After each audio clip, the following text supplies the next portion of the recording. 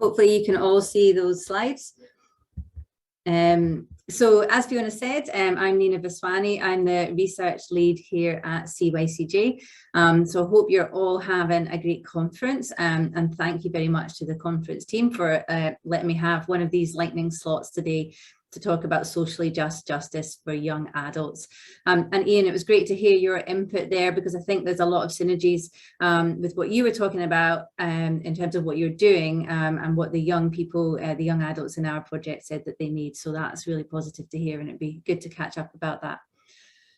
Anyway, to explain socially just justice for young adults in conflict with the law. This was a project that was funded by the Scottish University's Insight Institute, and it involved people from CYCJ, from the Universities of Strathclyde and Dundee, from the Glasgow School of Art, from Youth Just Us, East Ayrshire and Action for Children, and I'm sure there are people that I have forgotten. But I'm mindful I've only got 10 minutes today, so I am just going to jump in right now and explain why we thought this project was so important.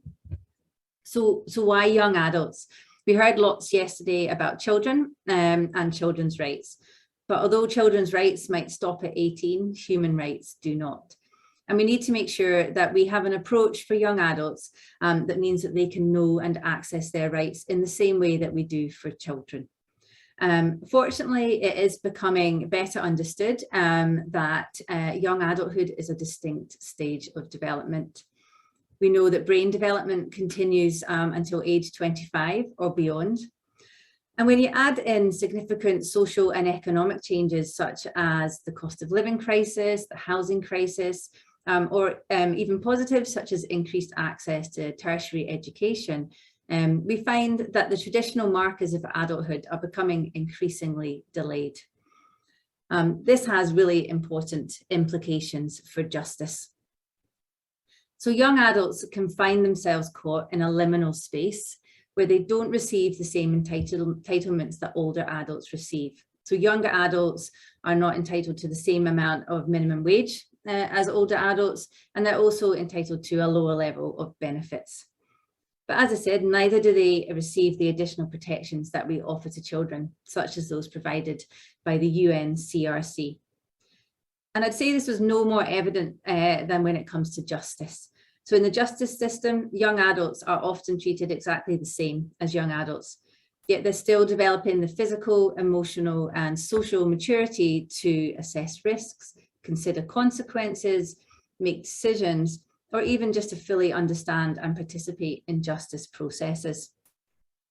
So subsequently, young adults are overrepresented, or should I say overcriminalised, following the discussion this morning. So young adults are overcriminalised in the justice system, and they experience poorer outcomes than other adults, and they are more likely to be reconvicted. So luckily, there is beginning to be increased attention to young adults here at home and in other jurisdictions about sentencing and procedural provisions for young adults in court. So we've heard about the example from the Scottish Sentencing Council earlier this year, who published guidelines that emphasise both maturity and rehabilitation when sentencing young adults. Now, I think adapting justice for young adults at the point of sentencing is really welcomed. It represents some really important progress. But I suppose we're kind of aware that experiences of justice or injustice have their roots long before the formal justice system is reached. So in this project, we wanted to focus on redesigning justice for young adults that included a broader concept of social justice. So we knew we wanted to include young adults at the heart of this project. And so we took a participatory and design-led approach. We wanted to include young adults who had direct experience of justice, and we wanted to meaningfully engage them in the design process. We wanted to find a way that to hear their voices and a way that valued their lived experience and their expertise. We also believed that taking a co-design approach had the potential to improve outcomes, not just for the young people and the young adults who were involved in this project, but also for the justice professionals and organisations who were also involved. Our colleagues at Glasgow School of Art spent time preparing creative co-design workshops to engage young adults and justice professionals. And that was no mean feat, I think, when the project had to quickly adapt to the online world during the COVID-19 pandemic. So you can see there on the screen some of the materials that we sent out to participants. We sent them a workshop in a box so they could engage online but had offline materials. So you can see on this slide some of the outputs from those creative workshops. We have a Miro board, an online exhibition that has all of the outputs from the workshops that I'll share the link to at the end, and you can have a look at that in more detail. But I suppose I want to share what we learned from the young adults that we worked with. So I'm going to play a short animation now. The artwork and video is by Boxdog Inc., but it was developed in conjunction with the young adults. They acted as advisors on the script and for the artwork, and they also provided the voiceover. So hopefully this will work for you. Socially Just Justice for Young Adults. This project was funded by the Scottish University's Insight Institute and involved people from different places across Scotland. Why did we think this project was important? Young adults aged 18 to 25 are in an important stage of their lives. They are no longer children, so they don't get special treatment if they get into trouble. But although they are adults, they are still maturing. This means young adults can find it harder to weigh up the risks and benefits of a situation, and often the justice system can be very hard to understand. We believe this means that young adults deserve specific attention and an approach to justice that is designed just for them, not for children or older adults. So what did we do? It was important we listened to young adults and involved them in designing what the future of justice might look like. We worked with 3 different groups and used creative activities such as Lego and a game based on Monopoly to answer some key questions. This is what we learned. Young adults had often experienced difficult things while growing up, like poverty, homelessness, or death of a parent.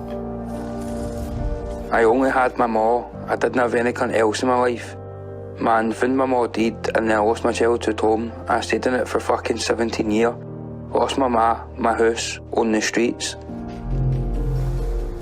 These challenges also existed in the street. Often drink, drugs and violence meant their communities weren't safe spaces for young people. Because I came from a village, there wasn't many services out that way which could help you keep you out of bother. So what do? You're young guys, 17, 18. You go out, jump about with your pals, get into bother. Any town's a big place, man, but there's a scheme beside a scheme, so it's like anywhere you go in any town, man, I've always got to look over my shoulder. Instead of helping to keep them safe in their communities, young adults told us that police would unfairly target them because of who they were or what they wore, or would deliberately wind them up to get a reaction. This meant it was very difficult for young adults to have a fresh start and move on with their lives. The police should just stop discriminating, man. We're not into all sort of gang stuff, and obviously we could just be kicking about with our pals, just going to play football. And then we get pulled, obviously, because we're wearing trackies. That's just how it is. What supports are in place? Young adults told us that their experiences had affected their mental health and use of drink or drugs, but it was very difficult to get the help they needed. When supports did exist, they felt the services did not meet their needs, or that they were not treated fairly. Well, when I first got out of jail, I was couch surfing. I went to the housing so I could get a temporary accommodation. They turned around and said I wasn't able to get it because I had intentionally made myself homeless, which wasn't true. What does social justice look and feel like? Young adults felt that the justice system was stacked against them. Even the people that were supposed to protect or stand up for them didn't always do what they were supposed to do. I think that flicker, that lawyer, was just trying to make their money. So I believe it was not in my best interest to plead guilty, but it was in his eye, and now he drives about with a nice big motor because of me. Instead, young adults told us that socially just justice was feeling safe and protected, being treated fairly and equally, having a justice system that helps people rather than harms them, having better relationships with the police, having access to supports that are designed for young adults and are available when and where they need them, having positive things to do such as work, education or fun activities to keep them occupied and out of trouble. We believe that these things are important rights, and we will be continuing to work with young adults and justice organisations to help change things. You can find out more about this project at www.cycj.org.uk.